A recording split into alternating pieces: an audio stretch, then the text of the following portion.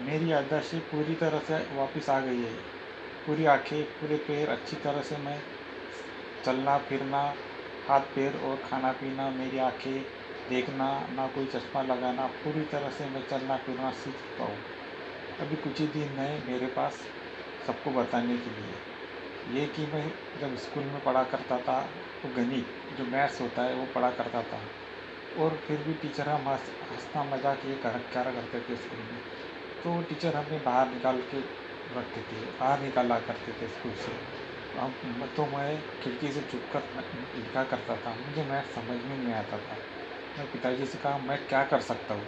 तो पिताजी ने कहा कि तुम टीचर के पास जाओ, वहाँ पढ़ो। उन्होंने मुझे टीचर के पास भेजा, तो वो टीचर ने मुझे काफ़ी अच्छी तरह से सिखाया, मैं समझ गया। मैं फिर से अपने स्कूल से मुझे निकाला गया, मैं फिर भी निकला वहाँ से, पढ़ा और लिखा और पुस्तकें लेकर मैं जंगल में गया। मैं जंगल में गया, वैसे ही मैंने वहाँ देखा कि एक पहाड़ है जो पेड़ों से भी ऊंचा है, और वहाँ पे आग उगलती है। इन पहाड़ों पे चढ़ना पड़ेगा मुझे।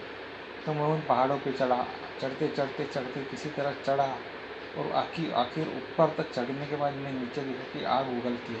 अचानक वो आग बहुत तूफान से उखड़ी, पता नहीं, देखता हूँ तो जिस तरह से सिर से अपने बाल उड़ते उस तरह से वो पूरे आग की तरह उड़ते हुए पहाड़ों पे पहाड़ों पे उतरने लगे। मैं घबराया, घबराते हुए मैं नीचे से उतरता चला गया।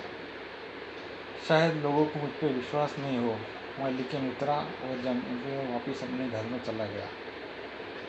मैं चाहता हूँ पूरी इंसानियत को कि समझो कुछ तो हो रहा है, कुछ तो हो रहा है, मैं कुछ पर कर पाऊँ।